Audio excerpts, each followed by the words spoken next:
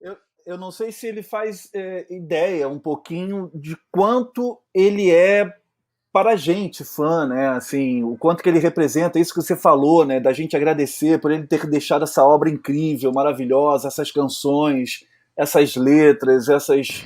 Enfim, eu não sei, eu acho que nenhum ser humano consegue fazer ideia de quão. Ele consegue imaginar, mas nunca vai chegar É, perto de quão ele é amado, né? Eu não digo idolatrado. O Paul é amado. Algumas pessoas idolatram, assim. Eu procuro um cuidado, até o termo fã é. de fanatismo. Eu Às vezes também. eu procuro evitar. Mas eu amo o Paul McCartney, cara. Eu queria falar para ele, cara, eu te amo. Eu não te conheço, eu nunca convivi contigo, você não sabe da minha existência, mas eu amo você pela pessoa que você é, por essa obra maravilhosa que você deixou, por me emocionar, por me fazer rir, por me fazer chorar, por me consolar com a sua arte, cara. Isso é impagável, assim, sabe? É uma coisa linda. Eu Eu lembro também. muito, uma das letras que eu mais gosto dele, e é uma frase, na realidade, que encerra, uh, se não fosse Her Majestic, encerraria, né, o Abbey Road, que é o amor que você, no final, o amor que você dá é o amor que você recebe, algo mais ou menos assim, numa tradução livre, Isso. né? E eu acho isso lindo, cara. É isso, sabe? É meio cristão isso, né? Aquela coisa que Jesus disse, né? Amai-vos uns aos outros, né? Como a ti É, mesmo, como eu vos amei, que é o mandamento mais bonito do cristianismo, para mim, é. sabe? Foi o que Jesus disse e muito orgulho de eu ter um artista que eu admiro tanto que prega isso em sua É. obra, o amor, sabe? Isso é Você que é uma pessoa sensacional, bem cara. espiritualizada, também eu acho que valoriza muito isso, né, Romero? Inclusive, essa foi uma das minhas surpresas ao. Porque o Sal é tão impressionante, a obra do cara é tão grande que, ouvindo de novo, né? É lógico que eu concordo totalmente com você, essa coisa do fã. Eu lembro do Regis Tadeu, o polêmico Regis Tadeu, né, que brinca que Sim, todo fã é um idiota, né? Que ele sempre coloca essa questão. sim. E assim, é lógico, eu não vou. O Paul, ele. Eu acho incrível a consistência da obra dele. Você pegar a quantidade de discos. Os discos que eu conseguiria definir assim, não, nesses aqui o Paul escorregou, seria, igual falei ontem na live da Dani, Give My Regards to Broad Street e Press to Play. É o Press to único play. momento de baixa, na minha opinião, da carreira do Paul. E ainda assim você consegue destacar No More Lonely Nights, você consegue Sim. destacar gigantescas pérolas daquilo ali. A Mas própria canção você, Pipes of Peace eu gosto muito, eu acho bonito, o aí do disco clipe. anterior, né, do Pipes of É. Peace. Eu gosto. Os dois Você discos que falou ele. dois álbuns, eu fiquei com Pipes of É, Peace na cabeça, não sei é. porquê. Não, a canção Pipes of Peace eu acho lindíssima. É. Que alguns Acho consideram também maravilhosa. que algumas pessoas também consideram esse álbum melhor. Eu gosto. Eu concordo contigo que o Lembranças para Broad Street, Broad né? Street.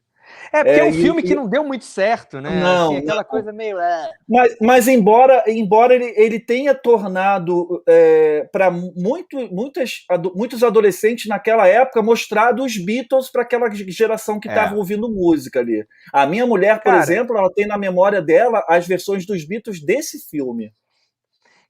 tem um amigo, ele toca com uma grande amiga, a Guegué, né? Ele faz o Lobo, eles fazem um duo infantil. Ele fala, cara, ele ama Paul McCartney e fala, I'll give my regards to Broad Street, é o meu disco favorito do Paul McCartney. Falei, Olha cara, aí, então é isso, né? O pior disco é, do cara ainda é bom.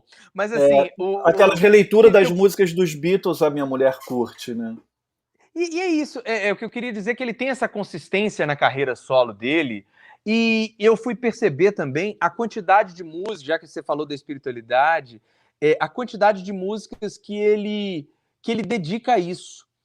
Só que de uma forma tão sutil, que ele não faz pregação, ele não faz uma exortação de Não. nada, né? Aham. A Lina adora o Give My Regards, o João Paulo também. O João também, Eu é. sei que a galera gosta do Give My Regards. Eu não tô falando que eu, inclusive, não gosto, só que eu acho que é o ponto mais baixo da carreira Sim, dele. Só que o é. cara é tão foda que é isso. O pior disco dele é bom. É Mas bom. assim, não sei se bom, mas assim, melhor do que a média daquela época, sobretudo ali. Acho que ele tá dentro do que estava se fazendo É. ali. Mas é Mas aquilo que tu assim, falou, o filme flopou e aí o disco acabou tendo essa pecha também. O filme flopou muito, né? é. O filme flopou. Ele fala isso, né? Que o filme É. ele não conseguiu fazer o que ele queria. Mas assim, eu vejo muito isso, como ele tem esse lado solar dele, mesmo no disco triste dele, né? O Chaos and Creation in the Backyard. Ainda assim, ele faz um disco triste, um disco introspectivo, mas que ele estava ali claramente tentando falar para Heather o que era amor, como que ela deveria agir de uma outra forma, a não ser aquela. Não, eu discordo aí do Neverland. Eu adoro Back to the Egg e eu amo de todo o coração o London Town. Eu acho um disco maravilhoso, irrefutável, assim. Como é que é a frase do Samuel Rosa? Indefectível. Indefectível. Inclusive, Morse Mose, que é a música que fecha o London Town, eu acho ali a melhor equilíbrio entre disco music e psicodelia da história. Amo de coração. Mas voltando ao meu a minha questão, é assim, agora me perdi aqui depois da minha Não, você estava falando o lance da espiritualidade, que ele não é panfletário. Que ele não é panfletário na espiritualidade. Exato. Mesmo Off the Ground, por exemplo, que é um disco extremamente ecológico, que ele está ali abraçando uma causa ecológica mesmo, ele ainda faz isso de uma maneira tão bela que não fica...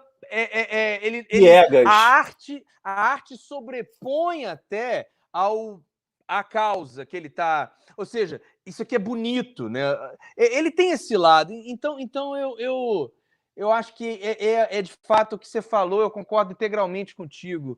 Como que é incrível um sujeito desse, entendeu? Que tem essa mensagem, que tem essa qualidade musical absurda, composições de todos os tipos, e sempre sem se repetir. É uma outra característica do Paul. Se a gente vai ouvir os discos dele na sequência, nunca o seguinte tem coisas do anterior. Sempre ele está buscando coisas novas. Levei mais um a ouvir o London Town. Cadê o Ricardo Rigg? Tiver ao vivo aí, ele é um fanático pelo London Town. O Michel Mota estava ontem, um fanático pelo Back to the Egg. Tomara que eles venham aí e façam uma defesa fervorosa do London Town e do Back to the Egg, assim. Mas isso é que é legal, isso é que é legal no Paul, e eu acho que nos Beatles também tinha um pouco isso. É tanta qualidade gerada que tá tudo bem você gostar de um álbum ou de outro, que no final tá tudo certo, sabe? É legal também. Se tu falar que o teu álbum preferido é tal, eu vou falar, porra, maneiro também, sabe? Igual o Lobo lá, Give My Regards é o meu álbum preferido. Carai, Rigg, pelo amor de Deus, defenda o London Town, Rigg. Defenda o London Town. Ele falou que tá fazendo umas coisas lá, mas tá ouvindo ligadão. Deixa eu te perguntar, vamos voltar ali nos primórdios, né?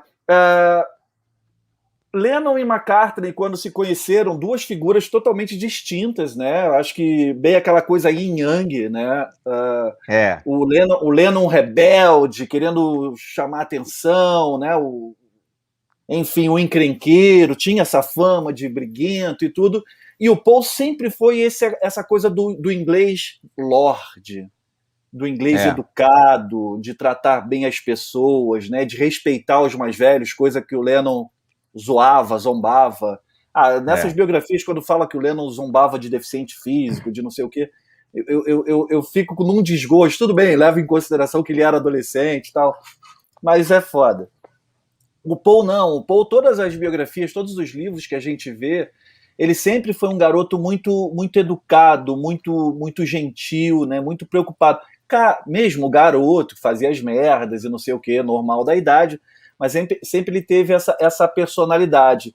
Você acha que isso também, essa dualidade dos dois que fez, claro, com o Harrison e o Ringo, né, mas essa dualidade dos dois foi uma amálgama importante, né, para a personalidade do grupo. Você não concorda com isso? Ou eu estou viajando? Não, eu concordo. Eu acho que ali é muito impressionante como que você tem um equilíbrio, né, dos egos, sobretudo no início, né? Eu É. sempre brinco que as bandas geralmente funcionam melhor quando são bandas de 4 membros, quando você tem 2 egos fortes e 2 egos fracos. Os Beatles. Quando o Harrison ficou também um ego forte, a coisa foi ficando mais tensa, né? E o É. Paul também, eu acho que assim, o Paul, ele... É isso, o Pete Townshend, do The Who, ele falou recentemente numa entrevista de que quando ele estava num encontro com os Beatles, ele percebia que o Lennon sempre era o centro das atenções numa festa e o Paul era a pessoa que fazia questão absoluta de se comunicar com todo mundo, de criar uma conexão com cada pessoa que estava ali. O Pete Townshend sempre falou isso. Olha, era uma pessoa que acolhia todo mundo. Tanto que ele sempre foi esse comunicador, né? Nos shows dos Beatles, era o Paul que era o mestre de cerimônia, era ele o band leader, né? Que conversava com a plateia, que conversava com as pessoas, que criava a relação, Anunciava os números, né? anunciava os números, falava a próxima canção, esse tipo de coisa. Eu acho que no início, a gente ouvindo, você está fazendo umas lives incríveis, né? Passando disco a disco dos Beatles, né? Isso. Assim, quando chega no Rubber Soul, é nítida a passagem do Paul McCartney, ou seja, o bastão tá comigo. Ele assume muito o lado driving force, né, a força motriz da banda, né, tem as ideias dos projetos, ele era o cara inquieto que estava, como sempre, hoje é muito falado, né? Que ele era o Sim. cara que estava na Swing em London, ele era o sujeito que ouvia música com George Martin, ele era o cara que em todas as galerias de arte, shows, ele era o cara que ouvia todos os músicos. Você tem foto do Paul ouvindo Rolling Stones, tem foto do Paul ouvindo o disco dos Beach Boys, dele ouvindo música clássica com George Martin e tal. Então ele era esse cara inquieto que trouxe toda aquela cena para dentro da banda. Tanto é que quando os Beatles terminam, o John dá uma declaração clássica, né, que ele fala que ele e o George estavam cansados de ser coadjuvantes do Paul, né? Ou seja, colocando ali a gente tem que fazer como ele quer, porque ele se tornou o líder e a gente quer fazer outras coisas. Tanto que queriam fazer outras coisas que foram buscar até outros produtores, outros sons. E o Paul que volta a trabalhar com o George Martin, né? O Paul é aquele cara que fala, não, esse som aqui era meu mesmo, então eu quero continuar esse mesmo som, né? Obviamente.